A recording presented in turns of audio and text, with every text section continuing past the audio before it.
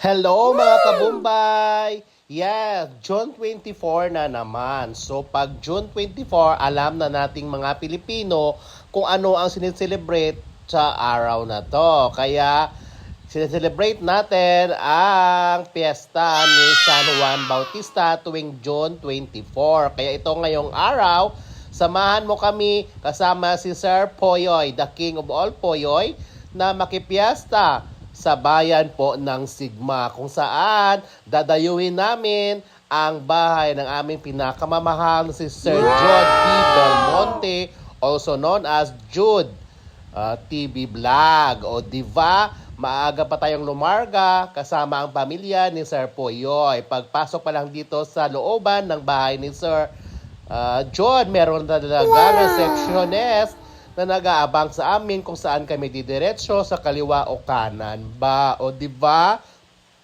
perfect na perfect talaga ang lugar na Sir Jude Belmonte, guys. Yan, pagpasok pa lang namin, guys, pagdating namin, may instant entertainer na, guys, kung saan si tatay nag-ala Michael Jackson siya, guys. O diba, hindi namin alam kung sino siya doon, ha.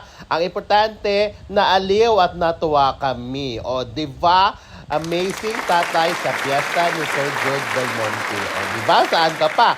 Dito lang yan sa piyesta ng San Juan de Bautista. O diba, hindi pa yan paawat si tatay, ha. Basta entertain na ko entertain. Ang importante, masaya lahat.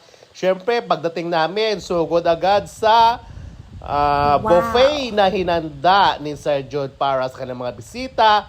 At sa damakmak talaga na lafang, guys. O hindi mabangbang ang handaan sa piyesta ni San Juan de Bautista. Siyempre, ang mga vloggers, ganun talaga yan. Bago mag-umpisa ng kainan, kailangan may picture-picturean at video-videoan. At syempre, dinala talaga kami ni Sir John sa kanyang third floor ng bahay, kung saan doon medyo malamig ang panahon doon. Syempre, Sir Poyoy, hindi mapapatalo. May bit-bit talagang isang buong lechon manok. O diba, amazing talaga si Sir Poyoy.